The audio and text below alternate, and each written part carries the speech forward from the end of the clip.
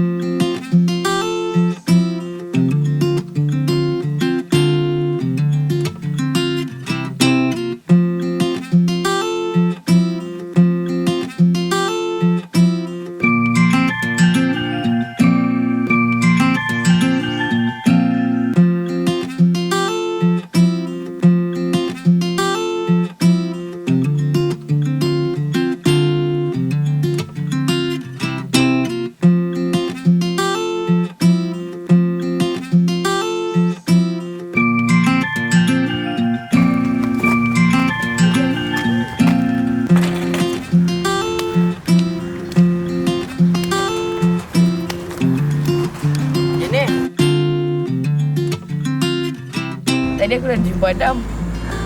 Aku try lah tengok perangai dia macam mana. Tapi kau kata poyo. Mana ada, dia okey je. Ya ke tak poyo? Ya, aku jumpa dia tadi. Hari tu aku jumpa dia. Dia poyo. Kau salah faham tu. Nanti kau jumpa dah tu Ton. Ya, nanti kita ajak dia lagi.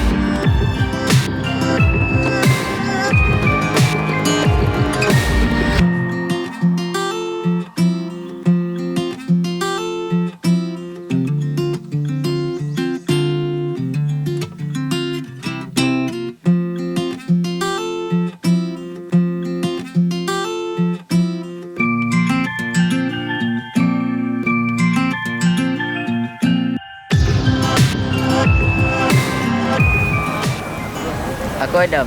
Ni sekolah aku. Tu Adam. Ni sekolah dia.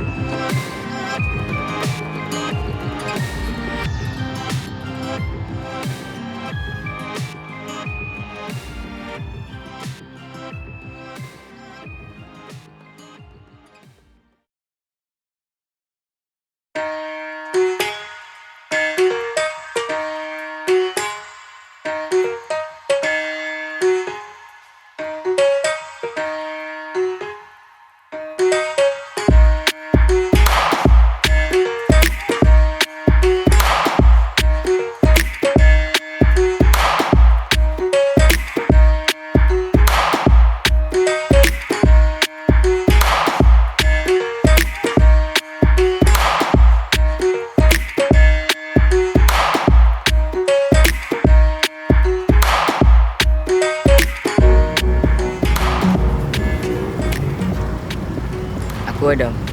Aku budak gombak. Aku suka FIXIE.